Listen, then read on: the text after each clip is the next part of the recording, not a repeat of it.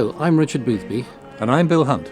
and we're both founder members of the internationally acclaimed viol consort Fretwork. We are celebrating our 30th anniversary this year with a special project taking place this November, the Orlando Gibbons project. We shall be making the first complete recording of Gibbons' consort verse anthems. Amazingly, these have never been recorded in their entirety before. Many people will know this is the record of John, one of Gibbons' most famous compositions, but performed perhaps only in the traditional way, with choir and organ, in an Anglican cathedral or church. We want to do something very different and try to recapture the way that we think the music may have sounded in its own time, often performed in more intimate spaces.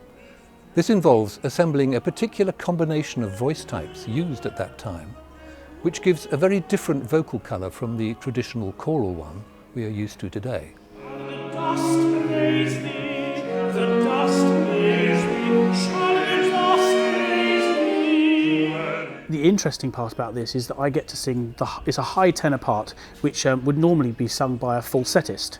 And as a high tenor, the difference in the texture it makes by singing it as a high tenor is quite profound. It really makes a sort of shimmery effect on top.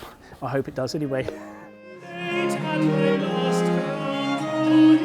It also involves using much more varied instrumental colours as well, using not only viols, but cornets and sackbuts, and a few surprises as well, because recent research has suggested that there was a much greater range of instruments used in such places as private chapels and the Chapel Royal itself.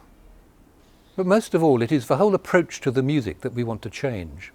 We believe that there's really been a whole dimension missing in the traditional way of presenting Gibbons' verse anthems.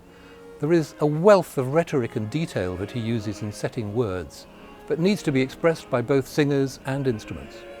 So we're working with some of the leading performers of 17th century music in this country who understand this declamatory style. There's the Magdalena Consort, directed by Peter Harvey, the early brass ensemble, His Majesty's Sackbuts and Cornets, and of course ourselves, Fretwork, with more than 24 musicians involved in all.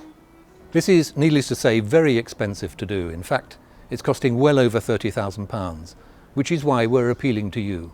We need your help to complete our fundraising, so please contribute.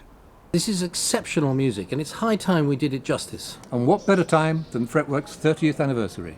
So here's to Orlando Gibbons. And here's to you.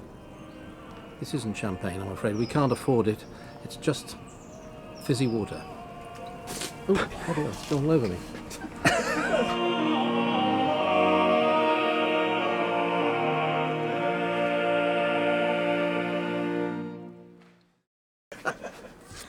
Well, I can't do another take now because I'm... Yes.